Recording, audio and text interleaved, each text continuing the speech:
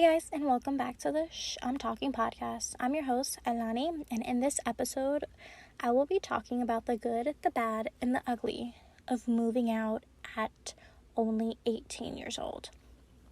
Now, it was a little scary. I didn't know what to do. I didn't have any friends that lived on their own at that time, or any family members or anything like that, so I had to do a lot of research.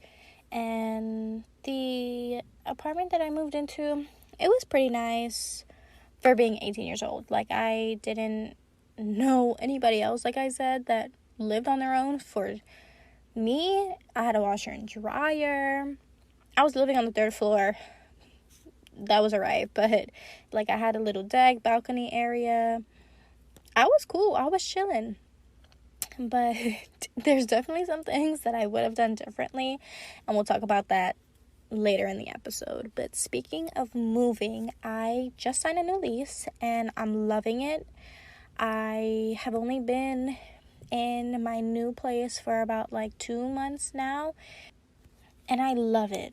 I literally live at the pool. If I am not working, if I get out of work early, if the sun is out, I am at the pool. And consistently down here, it's always 80 degrees or higher, especially around this time. Occasionally we'll get 75 degrees, whatever. That's still pool weather to me.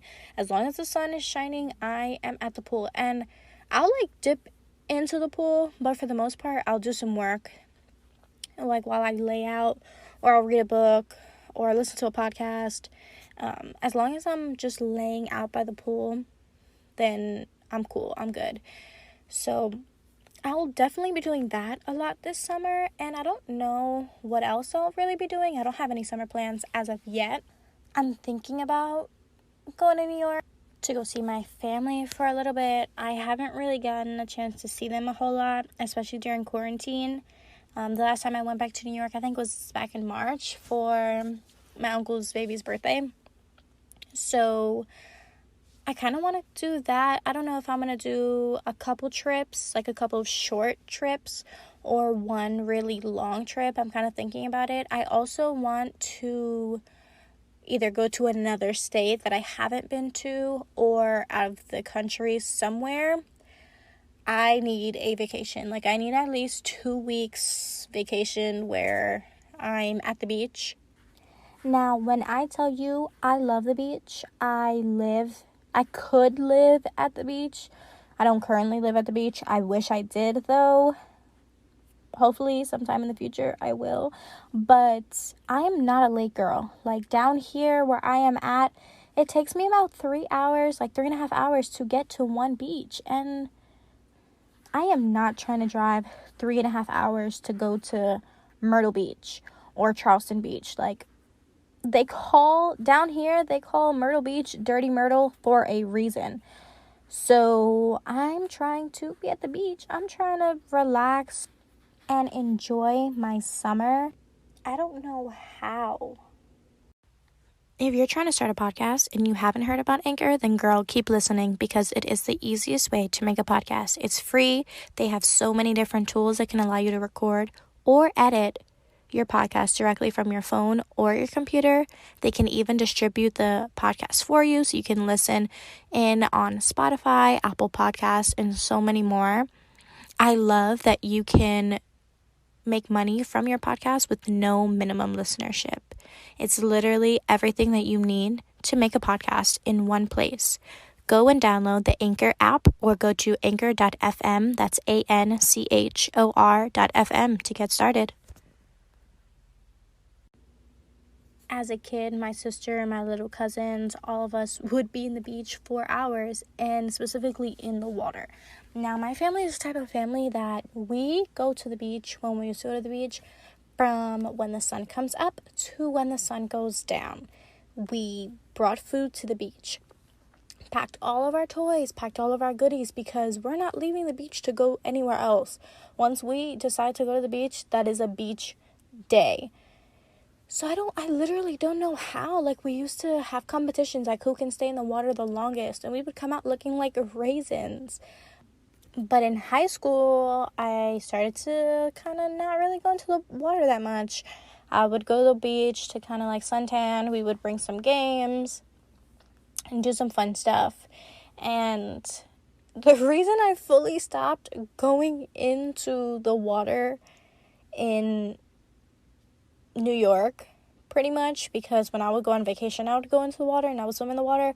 But whenever I went to the beach in New York, I didn't go into the water that much, because the summer of my freshman year of college, I had this little program that I had to do in order to like start my classes at school. So I went to this program and I met these two girls that I ended up being super cool with, and one of them had a birthday in like August, I want to say it was like the first week of August.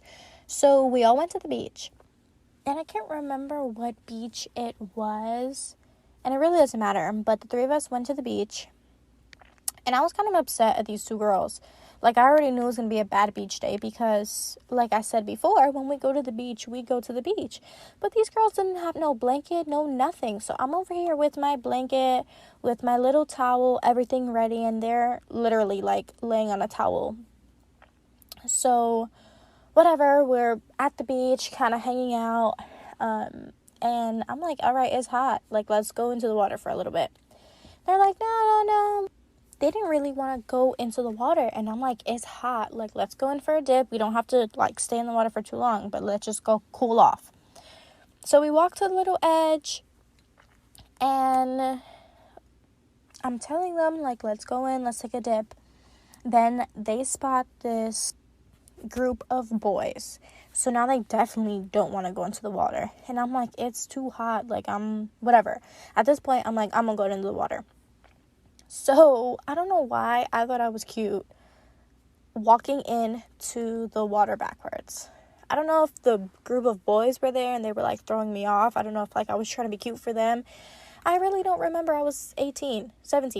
No, yeah, not even 18. I was 17. But I'm walking into the water backwards, and if you guys know, like, if you've been to the beaches on Long Island, you know, like, the waves can get super, super strong. So, I literally got hit by a wave and tumbled. And I didn't even, like, I wasn't even prepared. I had my sunglasses on my head. I love those sunglasses too. Like, they were broken. They were clearly gone. But I was tumbling under the water, and these girls didn't even help me. Like, are you serious? So that was the last time I ever went to the beach with them. But I am trying to have a fun summer. I am trying to do things that I haven't been able to do, especially last summer because of quarantine. So if you guys have any recommendations to beaches in North Carolina or South Carolina, or if you have any like cool summer ideas that you want to throw my way, please let me know, because I'm looking to do some fun stuff. But anyway, I've been rambling too much about going to the beach and kind of like what's been going on with my life lately. So on to today's topic. I am so excited to talk about how I was able to move out at 18 and pretty much all the do's and don'ts. I cannot even believe that it's been 4 years since I moved out. It literally still feels like yesterday, where we were going up to our third floor apartment on St. Nicholas. It was our little home. We would go to school, my mom would pick us up, we would come back to our little apartment, and back then, it really wasn't that little for us. We had a decent sized apartment. My sister and I shared a room, which I wasn't complaining because we had bunk beds. I think we were the only girls that we knew at the time that had bunk beds. I don't think any of our friends had bunk beds. And I don't think any of, like, our cousins or anything like that had bunk beds either. So for me, I loved it. Like, we had our little computer room. We lived about 5, maybe 10 minutes away from my grandmother's house. So every year for Christmas, my parents would hide our Christmas gifts in our little computer room, which was basically like our office, until about the age of 8. I think I was 8, where my sister kind of blew it up for me. I still believe in Santa Claus, but then she opened our computer room and we saw all our gifts, and she's like, these are all our Christmas gifts. So we started like sneaking around, snooping around, and it would say to Lan or to Cha from Santa. And I'm like, maybe Santa dropped off the gifts early or something like that, but clearly my sister ruined it. So she was younger than me, and she's the reason why I stopped believing in Santa Claus. Now, around like 9 years old was when my parents decided that they wanted to move out of our apartment in Brooklyn to a home. So I think we started looking at homes in Queens. I think we first started looking there, and then we started to look at some homes in Long Island.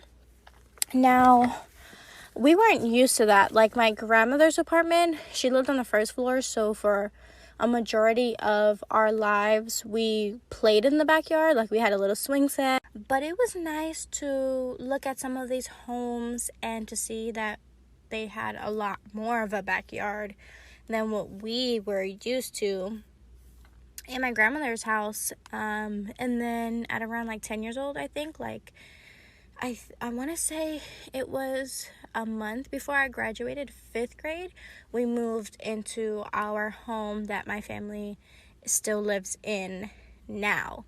So in all my life, I have only moved twice. The move from when I was 10 years old, and then obviously now I'm being older and moving out at 18. And boy, was it tough. I moved down to North Carolina with 2 bags. I had a purse and I had a duffel bag, or like, I guess an additional carry-on, and the clothes on my back. That's all that I had when I moved down. And when I got down here, I'm not gonna lie, I didn't go straight into an apartment. I lived with my boyfriend and his mom for a little bit, just for like a couple weeks. And within those couple weeks, we decided to get a dog, which is our dog that we have now, Luna, well, one of the dogs. And we got her not really paying attention to the laws down here because she's a pit bull. We didn't know that we would have to look for a pit bull friendly apartment, because growing up in the city, my grandmother had every animal under the sun. She had fish, she had birds, she had dogs, she had cats.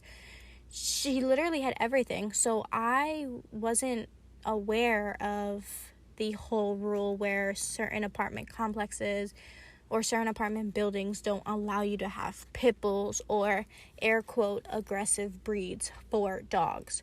So when we were looking for apartments, we didn't even think to look at apartments that were solely for air quote breed restricted dogs, aggressive breed dogs. We were under the assumption that we look at apartment, we think it's nice, we like it, we apply, and we get in or we don't get in. We didn't know that we were going to go on a journey because we had a pit bull as a dog.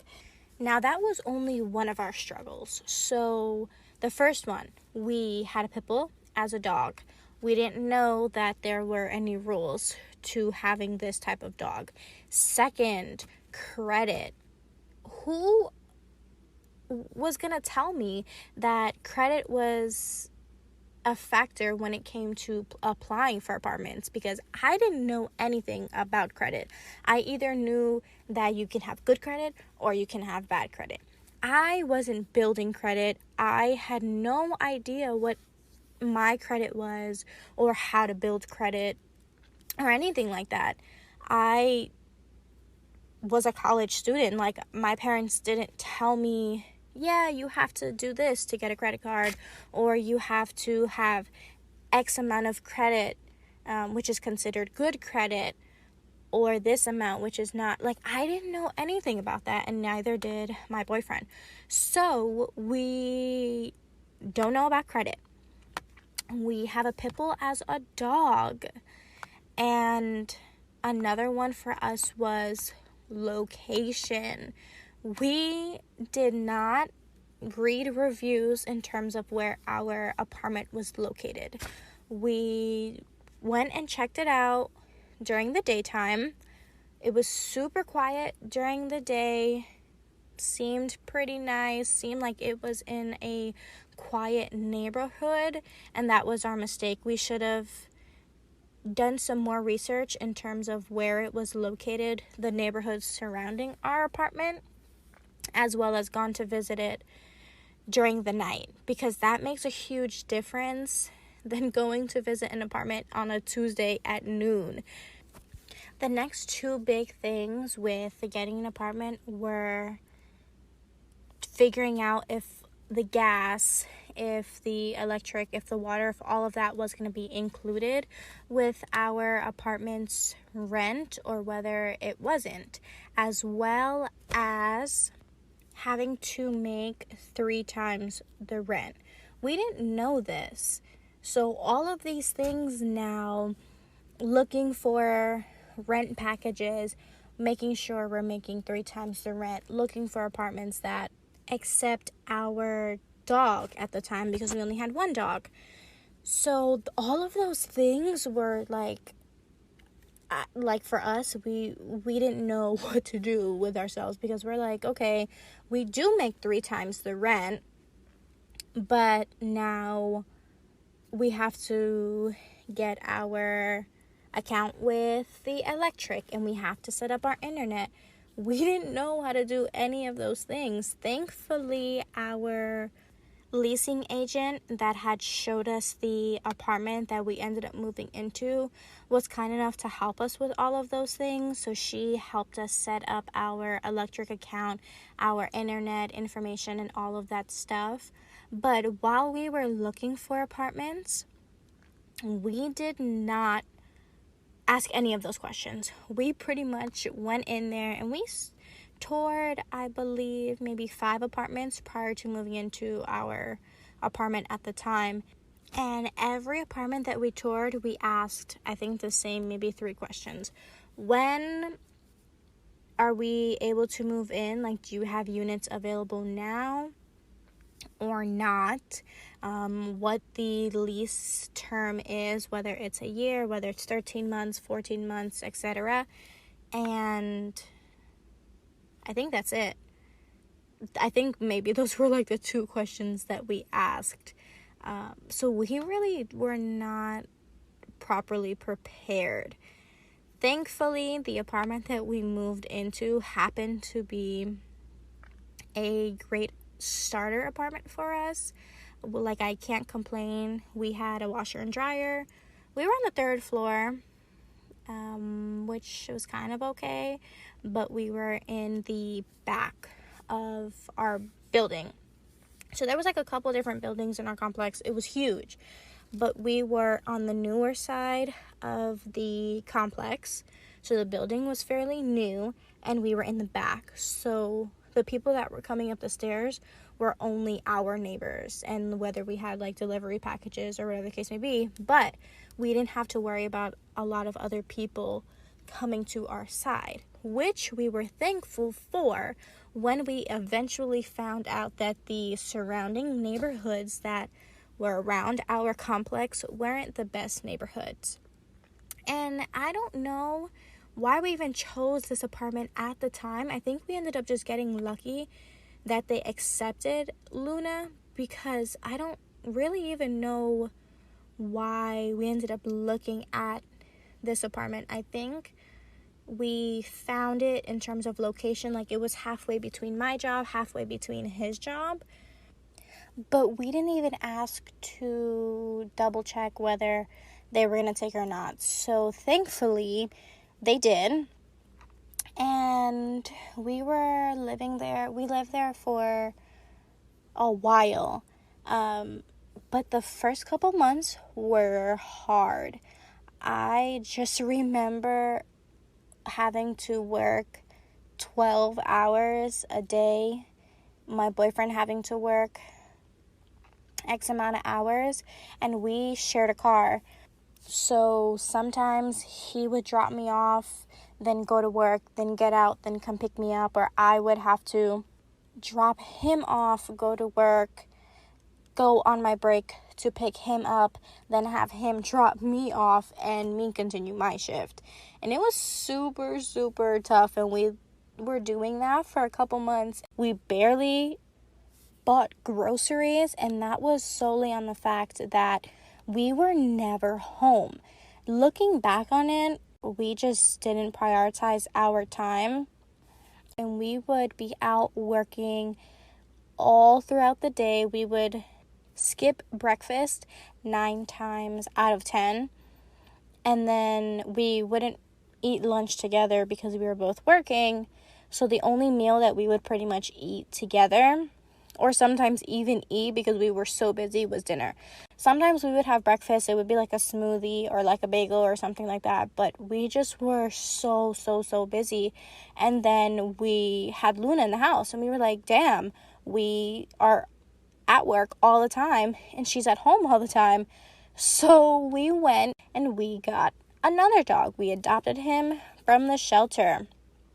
We did not ask questions, or the right questions, I should say, when we went to the shelter.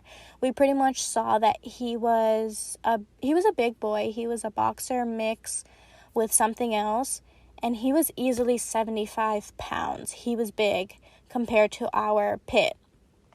But he was in the shelter for a couple of months, and we just saw him, and we kind of had an instant connection, and we were like, okay, he has to come home with us. But we did not know that he didn't get along with other dogs, especially with female dogs, and our dog that we had already was a female. So we brought him home, and for the first 2-3 days he was okay because we were keeping him in the cage just to get adjusted to her and to us and to our living situation. So we would keep him in the cage for a little bit of his time, then take him out, then put him in, then take him out. But then we noticed that when he was out, he was getting way too aggressive with Luna. So unfortunately, we had to part ways with him. And we realized, okay, we had her. We were working all the time, and we didn't know what to do. We were kind of stuck. We were working all the time just to kind of make ends meet, and we didn't have time for Luna, which I felt really, really bad about. Thankfully, we still have her. She is healthy. She just turned 4. But we literally had no help. We had to figure out how to pay rent every single month, as well as our car, our phone bill, our energy bill, literally everything. We had no help at this point. I wasn't talking to anyone from my family, and his family lived 45 minutes, I want to say, away from us. So we were just kind of stuck. And we would get our friends and, some of his friends that would be like, hey, come visit us in New York. Or, even the friends that we made down here, hey, let's go out and do things. And we're like, with what time? It was an extremely hard year for us because we just didn't do many things for ourselves. We didn't prioritize our time. We didn't prioritize self-care. We didn't take time to do things as a couple. We literally were just working until I got a new job that required me to work less. And then there was a shift. Then things got so much easier because I was working less hours, so we were able to do things with Luna. We were taking her for hikes, for walks. We were able to spend time as a couple. as well as go to see some of his family occasionally and, spend time with some friends. So that was like a breath of fresh air. But for a good year, it was ongoing. It was back to back. The other exciting thing that happened in that year was we got a second dog, which is our dog Nova. She's 3. We got her when she was about 12 weeks old, I want to say. So we were just like piling on stuff on top of stuff. And then the worst thing possible could happen. Just as we were getting ready to look for new apartments, we get into a car accident. This car accident was by far one of the most scariest accidents that I have ever been in, but it put a delay on us looking for apartments because now we have to go out and look for cars, because that was our only form of transportation. That was our only car that we shared. Now, we did not want to stay in the apartment that we were currently in. There was nothing wrong with the place that we were staying at, but we just realized that we rushed into moving to that location. We could have taken our time and perhaps found a place that we would have stayed at long term instead of being there for a shorter period of time. So we were kind of upset about that because we were kind of like gonna start from scratch again. And the second time looking for apartments was worse, in my opinion, because now we have 2 dogs that are on the breed restriction list, air quote aggressive breeds. So we're like, okay, well, we have 2 dogs, we both have new jobs. What is going to be the best move for us? And we searched and we searched and we searched, and we could not find anything that we were looking for, or even any apartments that would accept our dogs. And it was kind of like a lost cause. We were getting so frustrated because we're like, where are we going to move? What do we do? So now credit wasn't our issue. Making 3 times the income wasn't our issue. We learned our lesson. We asked the right questions. Our only problem was our dogs. But again, these are our dogs. We are not giving our dogs away. So we continue to search and we continue to search. We found one place that we fell in love with. It was beautiful. It had everything that we were looking for, all the amenities that we would have wanted in a community. And we were getting ready to move in. And then the lady told us, before we go on with the process, we just have to ask if you have any pets, because certain animals are not allowed. And we were like, oh, damn. We didn't know if we should lie or if we shouldn't lie, because we didn't want to get in trouble. So we told her, we were like, yes, we have 2 dogs. We have a pit bull and a Rottweiler. And I believe her name was Sarah. And she was like, well, unfortunately, we cannot accept those dogs. And we were like, okay, are they on your breed restriction list? Do you guys have a breed restriction list? And she was like, yes. So unless you guys have a doctor's note saying that they are service dogs or they are emotional support animals, we cannot take them. And we're like, what? Like, we were so angry when I tell you, like, we had taken off of work to go tour this apartment. We were 99.999% sure that we were going to move into that apartment. And then she hit us with the breed restriction list. And we were so angry. But we wanted to move in. So we were like, how can we make this work? We didn't have them serviced because you have to go through like a whole training and do all of that stuff. So we looked into getting them registered to be ESA dogs. And we didn't know too much about that. I've never heard of anyone having an ESA animal, like an emotional support animal. So we just did a little bit of research, like maybe a day or two of research. We found this website that we could register them as emotional support animals. And then we were like, yeah, let's just type all of our information in, type our dogs' names in. They're going to give us a letter. So we call the place back and we're like, hey, we got a letter for our dogs. We came up with this like whole elaborate thing. And the lady was like, okay, cool. Give us the doctor's fax number or like their phone number or something so that they can call them directly and get the information. And we were like, oh no, we didn't know what to do because we were supposed to have a doctor in our state and write us a letter, like an actual doctor, I guess. The doctors that were on the website weren't through like North Carolina or something. Like, it was a whole bunch of sketchy. We didn't do as much research as what we should have done.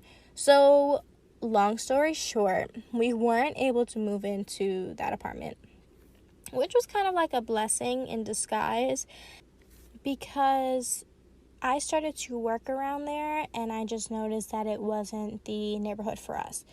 Mind you, it was a beautiful neighborhood, but it wasn't so diverse. And for me being Latina and for my boyfriend being from the Caribbean islands, we noticed that we wouldn't have felt comfortable with the community that we would have been living in if we chose to move into that community, because like I said, it wasn't so diverse, and diverse in terms of everything. There weren't a whole bunch of young couples that lived there. So like I said, it was a good thing that we ended up not moving there, but it also gave us time to do a little bit more research. Now, with that research, I learned that there are a ton of places that do not accept certain breeds, which I think is ridiculous because I've met dogs that are like 10 pounds and are way more aggressive than the two dogs that I have combined. I believe that a dog is not aggressive because of its breed. A dog is aggressive because of how they are trained and how they are raised. So it was a little discouraging for us when we were trying to look for places because we just have not little, but we have two dogs that are super lovable and don't react to anyone in a negative way and just want to be loved. And here we are not being able to find a place to stay that is affordable, that is new and modern, that accepts our dogs. Like, it's super annoying, to be honest. So again, we were back to the cutting board. We kept having to do research. Now we came across a community that has complexes in majority of the states, and they are every breed friendly. So they do not go against any certain breeds. They do not have any rules that say you can't have a pit bull or a Doberman or a Husky there, which are air quote aggressive breeds, or a Doggo Argentino. They accept all breeds, all weight, sizes, everything.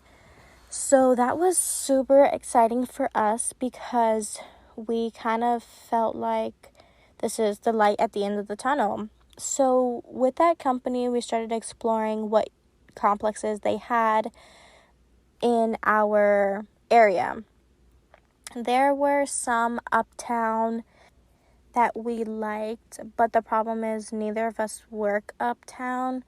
So for us to live uptown and then have to commute like an hour, 45 minutes, or sometimes more than that, would be too much. Like, we wanted to still be able to enjoy our home and it be somewhat close to where we were working. So we came across where we live now, which is perfect. It is about 15 minutes away from where I usually work, and my boyfriend works from home, so for him it doesn't matter either way. But we are super happy to be living here now because it's taken us a long 4 years. Like I said, our first apartment, it was nice. It was a starter apartment. We were grateful that they accepted our dogs. But we were looking for something that was more modern, something that fit our style and was closer to where I am currently working. So we're most likely not going to be moving anytime soon. We have our friends up the block just like 10 minutes away, and everything that we would want to be located near us. We have everything near us. We have like our Target, some nice restaurants. There's even a cute little dog park that we take our dogs to occasionally. Even though, it's been super, super hot, we try to take them for walks early in the morning or later in the evening. But that is my story on moving out at 18 and a little bit of the struggles that my boyfriend and I had to face moving into our first apartment, and the struggle with finding an apartment now that we will most likely be in for the next couple of years. And a few takeaways if you are looking to get an apartment: make sure your credit is outstanding for the most part.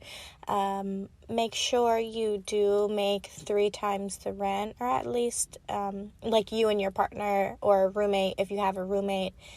And if you do have dogs, make sure that the place does not have any breed restrictions, because I promise you that's been the biggest issue for us. The credit wasn't that much of an issue. The income wasn't that much of an issue. All the other things that we would have thought would have been the main problem were not as big of a problem as the breed restriction list.